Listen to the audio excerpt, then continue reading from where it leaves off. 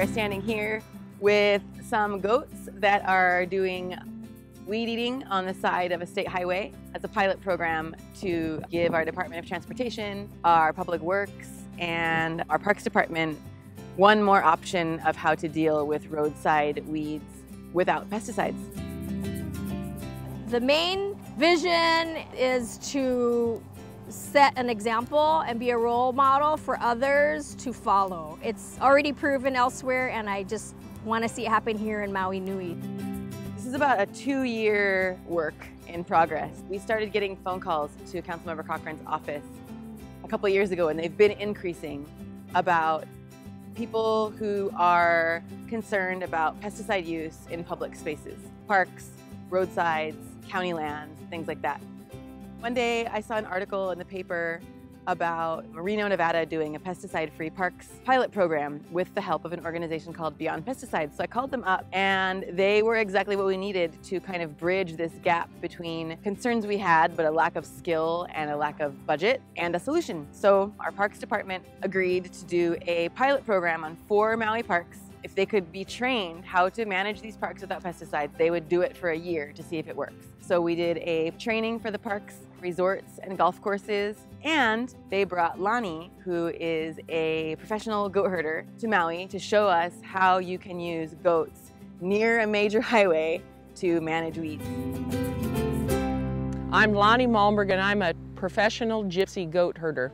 I run about 2,000 goats, and I work on contract 365 days a year. And with a big herd of goats, I go in and I want to know what the goal is for the land. What plants do you want here? The weeds are usually just symptoms, and I'm not interested in the symptoms as much as I am what is your goal and what do you want here? And then we go about building a living system where all the right plants are in the right spots for you. I got degrees in environmental restoration, botany and biology, and a master's degree in weed science. While I was in grad school, I was the only student in the weed program that was not funded by a chemical company.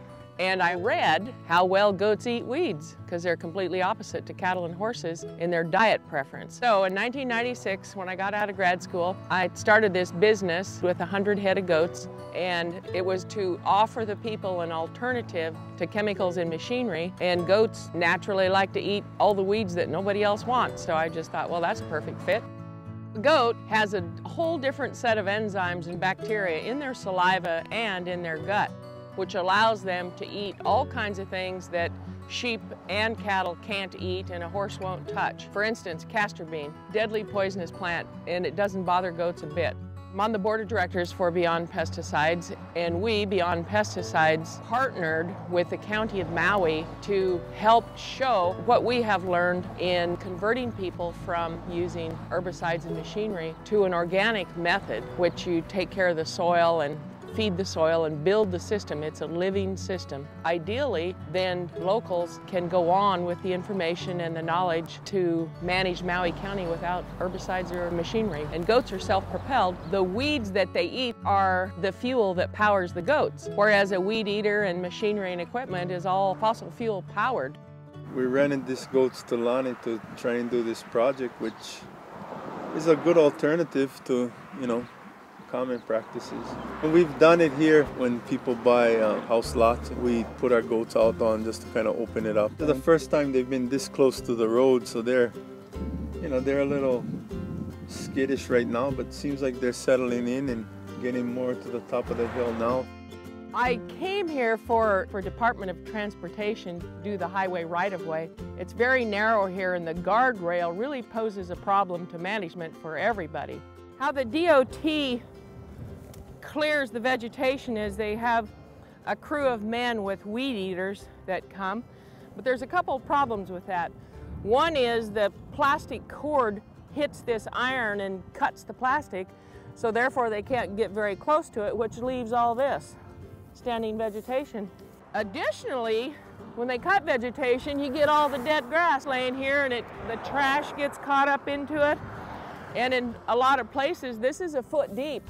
This is an extreme fire hazard. Grass dried out is fire tinder. One cigarette butt out the window of a passing car would light this whole valley on fire. Artifacts like this chunk of rebar, would be devastating to any kind of a machine or any kind of a blade, weed eater, anything, and goats would go right around this, eat all the way around it. I had proposed to DOT to put my electric fence on this side of the guardrail, and then I wouldn't make it hot. The fence wouldn't be hot because it's touching the metal and it would short out. And that way the goats could clean out around the post and everything up to this line. DOT instructed me I had to put it on this side of the guardrail.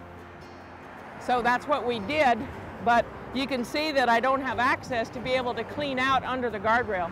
With the goats cleaning the vegetation out and recycling it all through their gut and taking the poop back over the berm onto the farmland to make those soils nutritious and fertilized and building soil organic matter, and this would be clean with little tiny fresh growth. What I told the landowner was, in 3 years of me coming through here, this would look just like the golf course. You wouldn't be able to tell the difference between this old plantation and the golf course, and it would be all fresh, new little growth. No fire hazard, no dead grass laying around. So there's so many problems with this, and I don't know the budget for weed eating along the road, but it's causing more problems. But we could put that budget to manage goat herding along the highway to clean these guardrails.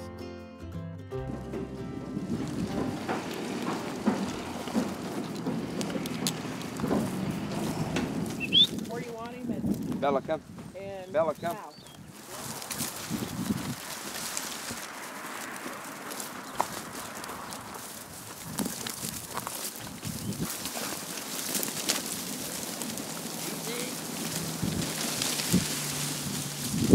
Stop. Stop.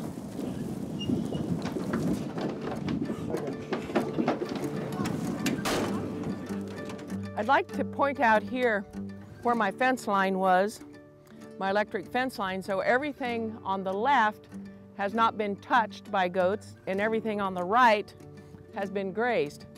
And what you can see is how much vegetation they have eaten and what they prefer. There's castor bean in here and halicoa as it's spreading. It's a big problem I see on this island.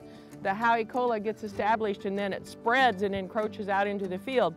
Well, that's like candy to a goat. It's all gone. All of the vegetation has been eaten and recycled to pure organic fertilizer, scattered back, and put down and trampled in with the hooves. And I'd really like you to notice how hard the goats have worked on this sugar cane.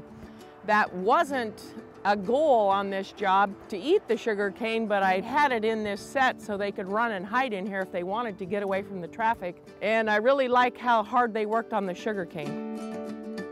I think it's a different alternative.